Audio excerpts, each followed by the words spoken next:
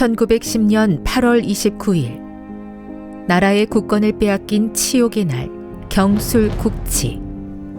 선지자 이사야가 이스라엘의 암울한 운명을 바라보며 정의가 우리에게서 멀고 공의가 우리에게 미치지 못하니 우리가 빛을 바라나 어둠뿐이라고 고백했던 것처럼 한 치 앞도 내다볼 수 없는 막막한 어둠이 한반도 전역에 짙게 내리앉았습니다.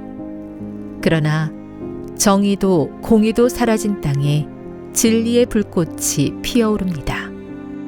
그때가 경술국치해, 즉 우리 주권을 빼앗긴 해였는데 우리 교회의 선구자들은 우리 나라는 빼앗겼어도 복음을 전하는 그 일에 게을리하지 않고 새천사의 기별이라고 하는 그 선교 잡지를 발행을 합니다. 그리고 놀랍게도 그 창간호 아니면 그 둘째호 이 정도를 이수산나 씨라는 분이 이 장현 지역에 사는 아마 친척인지 누군지는 정확하게 모르겠으나 박치백 씨한테 보냅니다.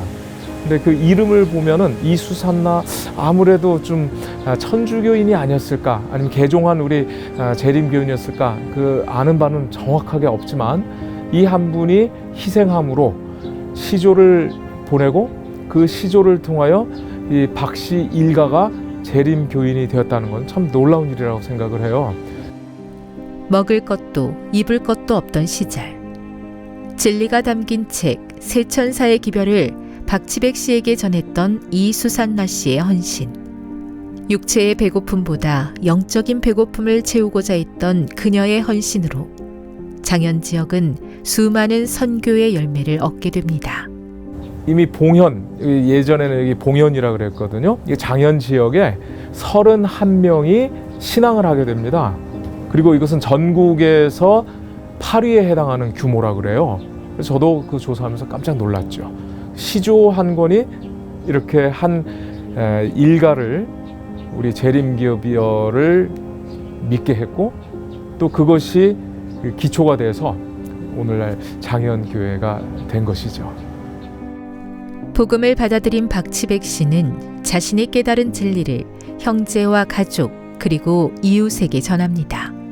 형제를 통해 복음을 받아들인 박도백 씨 또한 복음을 전하기 위해 괴나리 보찜을 둘러매고 거리로 나섭니다. 작은 헌신이 불러온 또 다른 작은 헌신. 그렇게 장현교회의 역사가 시작됩니다. 아시다시피 경술국치로 인하여 우리 주권을 빼앗긴 이후에 이곳에 신앙을 하는 것이 아마 쉽지는 않았을 것입니다. 그러나 교회 교인들이 늘어났다가 좀 줄어들었다가 다시 또 이렇게 늘어났다 하는 가운데서 그 박치백 씨의 또 형제인 박도백 씨가 굉장히 또 열심히 헌신하여 사경회를 하고 하는 그런 내용들이 교회 진함에 있더라고요. 하지만 어두운 역사의 터널을 지나는 동안 복음의 불씨는 하나둘 꺼져가기 시작하고 결국 장현교회마저 문을 닫게 됩니다. 그런데 꺼진 것처럼 보였던 장현교회의 불씨를 다시 살린 이가 있었습니다. 그는 바로 박도백 씨의 손자 박종국 씨였습니다.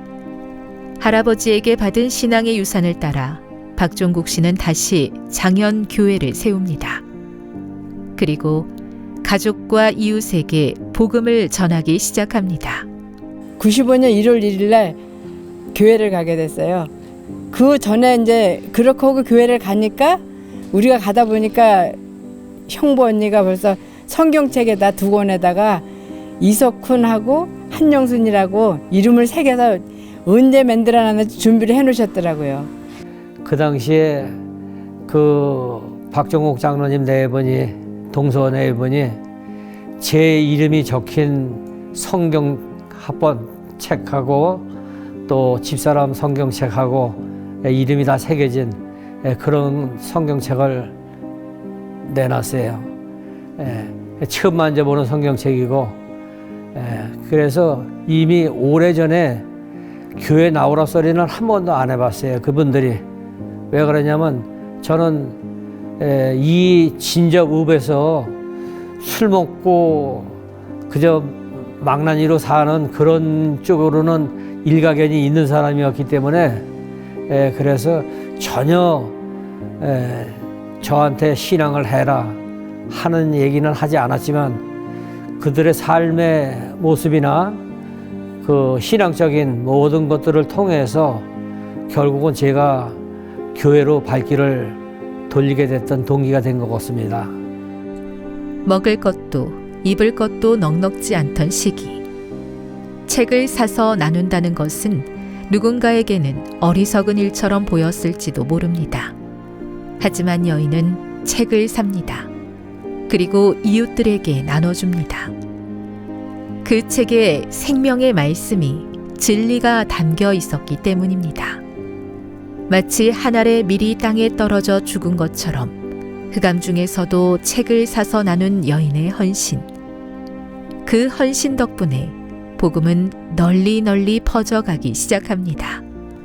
그리고 100년이 넘는 세월을 지나 든든하고 굳건한 교회를 세웠습니다. 한 여인의 작은 헌신이 이 땅에 복음의 등대를 세우는 기초가 된 것입니다. 그것이 시조의 힘입니다. 그리고 그것이 우리가 시조를 전하는 이유입니다.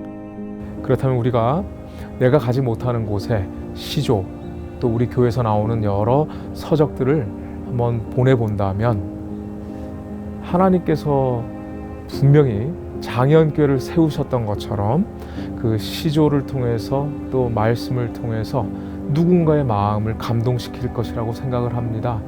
분명히 우리가 사는 이 시대는 일제시대 때보다 아마 훨씬 낫지 않겠습니까?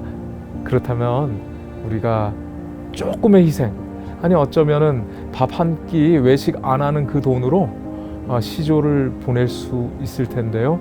그 시조가 내가 하지 못하는 일, 내가 가지 못하는 곳에서 아마 이런 장현교회 같은 교회를 하나씩 여기저기에 세울 수 있지 않을까라는 생각을 해봅니다. 어렵지만 여러분과 또 제가 1년에 밥 한 끼도 안 되는 그 돈으로 누군가에게 복음이 전해지고 또 그걸 통해서 교회가 세워진다면 이것처럼 보람 있는 일이 있겠습니까? 곧 그대가 어디에 있든지 그대의 빛을 비추라. 그대와 교제하는 사람들에게 문서와 전도지를 전하며 경우에 합당한 말을 하고 성령께서 누군가의 마음에서 씨가 바라도록 해주시기를 기도하라.